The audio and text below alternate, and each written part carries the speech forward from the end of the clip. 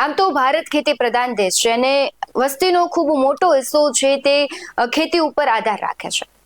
પરંતુ વાત કરવી છે ગુજરાતની, કારણ કે ગુજરાતના ખેડૂતો છે હાલ સમસ્યામાં મુકાયા છે. ઘણી વખત એવું થાય છે કે કુદરતી આફતો આવે છે, તેને લઈને ઊભો પાક છે બરબાદ થઈ જતો હોય છે. વળતરની રાહે બેઠેલા ખેડૂતો છે તેને ઘણી વખત વીમા નથી મળતા, વળતર નથી મળતા, એટલે કે જે ખેડૂતોની સ્થિતિ છે તે ખૂબ કફોડી બની છે. ત્યારે જે રાજકીય પાર્ટીઓ છે ક્યાંક ને ક્યાંક ખેડૂતોને નિશાન બનાવતા હોય છે. ઘણી વખત તેની સમસ્યાઓ છે તેને ઉજાગર કરવાના પ્રયત્નો કરતા હોય છે, પરંતુ જે વોટ બેંક છે તેના માટે મુખ્ય મુદ્દાઓને લઈને તે ગ્રાઉન્ડ ઉપર આવતા હોય છે અને લોકોને વાયદાઓ કરતા હોય છે, ખેડૂતોને વાયદાઓ કરતા હોય છે કે અમે તમારા જે સમસ્યા છે તેને સમાધાન લાવવાનો પ્રયત્ન કરીશું જો અમારી સરકાર આવશે તો. આવી જ રીતે આમ આદમી પાર્ટી છે ધીમે ધીમે ખેડૂતોના મુદ્દાને લઈને કહેવાય છે કે લડવા માટે તૈયાર થઈ રહી હોય તેવું દેખાઈ રહ્યું છે. તેના આમ આદમી પાર્ટીના રાજુ કરેપડા હોય કે પછી પ્રવીણ રામ, જે ખેડૂતોના મુખ્ય મુદ્દા છે તેને લઈને સંઘર્ષ કરી રહ્યા છે, આંદોલનો કરી રહ્યા છે અને લોકો સાથે જે સમસ્યાઓ છે તે મળીને તેનું સમાધાન લાવવાનો પ્રયત્ન કરી રહ્યા છે. ત્યારે આગામી દિવસોમાં ચોટીલા ખાતે કેજરીવાલ આવવાના છે તેને લઈને જ આ વિડીયોમાં વાત કરવી છે. નમસ્કાર, BS9 TV ન્યૂઝમાં આપની સાથે હું ભગવતી વિશાવડિયા.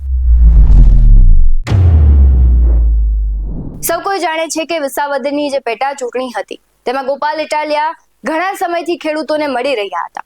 તેના જે મૂળ પ્રશ્નો છે તે વિસ્તારની પ્રાથમિક જે સુવિધાઓ છે તે મળી નથી રહી લોકોને, તેના વિશે તેઓ લોકો સાથે સંવાદ કરતા હતા. તેમણે કહ્યું હતું કે જો હું ચૂંટાઈશ તો જે વિસાવદરના મૂળ પ્રશ્નો છે તેનું સમાધાન લાવવાનો પ્રયત્ન કરીશ.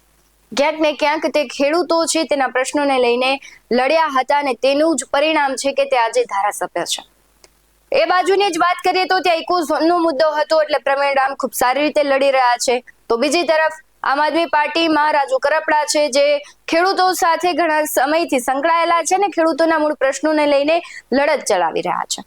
આ બધાની વચ્ચે ચોટીલા ખાતે કેજરીવાલ આવવાના છે અને ખાસ કરીને અત્યારે ખેડૂતનો જે મુદ્દો ચાલી રહ્યો છે કે કપાસમાં જે ડ્યુટી હતી, આયાતો ડ્યુટી, એ મુદ્દે અને બીજા ઘણા એવા મુદ્દાઓ છે કે જેને લઈને હવે આમ આદમી પાર્ટી છે લડી લેવાના મૂળમાં દેખાઈ રહી છે. ત્યારે આમ આદમી પાર્ટીના સાગર અબારી અને આમ આદમી પાર્ટીના રાજુ કરપડાએ ગઈકાલે પ્રેસ કોન્ફરન્સ કરી હતી ને શું કહ્યું હતું તેના પર નજર કરીએ. વિદેશ નીતિમાં સદંતર નિષ્ફળ ખેડૂત અને ખેતી વિરોધી નિર્ણય લેવામાં અગ્રેસર કાયમી ધોરણે રહેલી ભાજપ સરકારે ફરી એક વખત ખેડૂત વિરોધી નિર્ણય લીધો છે.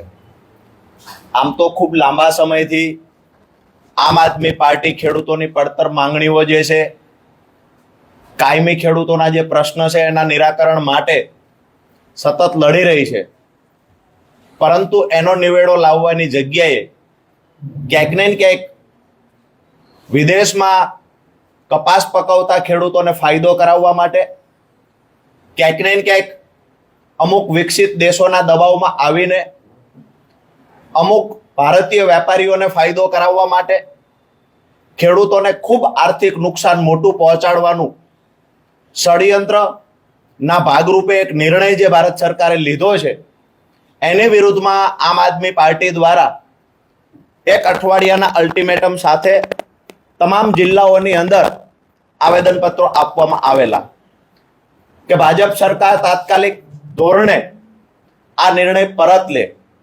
પરંતુ સરકાર દ્વારા એ મુદ્દે ફેરવિચારણા કરવામાં ન આવી, જેના કારણે આમ આદમી પાર્ટી ખેડૂતોના હિતમાં રહીને આવનાર 7 સપ્ટેમ્બર રવિવારના રોજ સુરેન્દ્રનગર જિલ્લાના ચોટીલા ખાતે એક મહાખેડૂત સંમેલન કરવા જઈ રહી છે. આ ખેડૂત સંમેલનનો મુખ્ય જે આશય છે કે એક તો કપાસમાં ખેડૂતોને પ્રતિ મણ એટલે કે પ્રતિ 20 કિલોએ 2100 રૂપિયા ભાવ મળી રહે એવી સરકાર દ્વારા વ્યવસ્થા કરવામાં આવે. અગર ક્યાંક ને ક્યાંક જો પૂરતા ભાવ ખેડૂતો નથી મળતા તો સરકાર દ્વારા જેવી રીતે ભૂતકાળમાં ડુંગળીમાં એક્સ્ટ્રા બજેટની ફાળવણી કરી અને ક્યાંક ને ક્યાંક ખેડૂતોને પૂરતા ભાવ મળી રહે એવી વ્યવસ્થા સહાય પેટે રકમ ચૂકવવી અને કરવામાં આવી હતી, એ મુજબ કપાસમાં પણ વ્યવસ્થા સરકાર દ્વારા ઊભી કરવામાં આવે. બીજી મહત્વની વાત છે કે ખૂબ લાંબા સમયથી ખેડૂતો માટે આમ આદમી પાર્ટી લડે છે, ખેડૂતોને સંગઠિત બનાવવાના પ્રયત્ન કરે છે. આજે જ્યારે સરકારે ખેડૂત વિરોધી નિર્ણય લીધો છે ત્યારે એની વિરુદ્ધમાં લડતની સાથે જે મારી પહેલા સાગરભાઈએ વાત કરી, એ જે પડતર માંગણીઓ છે, જે મહત્વના મુદ્દાઓ છે, એને પણ સાથે રાખી અને આવનાર સમયમાં આમ આદમી પાર્ટી આરપારની લડાઈ ખેડૂતો માટે લડશે. 7 સપ્ટેમ્બરની જે ઐતિહાસિક સભા થવા જઈ રહી છે, મારા ખ્યાલથી ગુજરાતના ઇતિહાસમાં 35 વર્ષ પછી ખેડૂત સંમેલન આવડું મોટી સંખ્યામાં થવા જઈ રહ્યું છે, જેમાં ખેડૂતોની માંગણીઓને લઈને તમામ મુદ્દા પર ચર્ચા કરવામાં આવશે.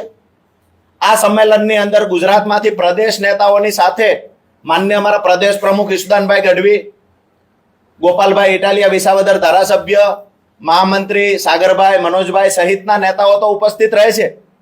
સાથે જ આમ આદમી પાર્ટીના રાષ્ટ્રીય સંયોજક અને દિલ્હીના પૂર્વ મુખ્યમંત્રી માન્ય અરવિંદ કેજરીવાલજી પણ આ ખેડૂતોની લડાઈમાં સહયોગી બનવા માટે ઉપસ્થિત રહેવાના છે, સહભાગી બનવા. તો આવનાર સમયમાં આ એક સંમેલન થયા પછી પણ જો સરકાર ખેડૂતોની વાત નથી માનતી, તો આવનાર સમયમાં દરેક જિલ્લાઓની અંદર આમ આદમી પાર્ટી કિસાન સંમેલન કરશે અને ત્યાર પછી જરૂર પડશે તો ગુજરાતભરના ખેડૂતોને એકત્રિત કરી અને ગાંધીનગરમાં પણ મોરચો માંડશે. મહત્વની વાત, અને આપ સૌ મીડિયા મિત્રોના માધ્યમથી સરકાર સુધી એક જ સંદેશ આપીએ છીએ કે ખેડૂતોના મુદ્દે ક્યાંય પણ અમે નથી ઈચ્છતા કે રાજનીતિ થવી જોઈએ, પરંતુ દિવસે દિવસે ગુજરાતનો ખેડૂત દેવાદાર બનતો જાય છે. દિવસે દિવસે ક્યાંક ને ક્યાંક ખેડૂત અને ખેતી વિરોધી નિર્ણય લેવાતા જાય છે. ત્યારે ફરી વખત આ એક કપાસની આયાત પર તમામ પ્રકારના ટેક્સ નાબૂદ કરી અને સરકારે અમેરિકા જેવા વિકસિત દેશના ખેડૂતોની કોમ્પિટિશન કરવા માટે જ્યારે ગુજરાતના ખેડૂતને સામે રાખી દીધો હોય, તો સ્વાભાવિક છે કે ગુજરાતનો ખેડૂત વિકસિત દેશના ખેડૂત સામે કોમ્પિટિશન કરવામાં ક્યારેય ટકી ના શકે. ક્યાંક ને ક્યાંક આધુનિક ટેકનોલોજીનો જે ખેડૂતોએ ઉપયોગ કરવો જોઈએ, એમાં સરકારે મદદ કરવી જોઈએ. સરકાર મદદ કરવામાં સદંતર નિષ્ફળ ગઈ છે.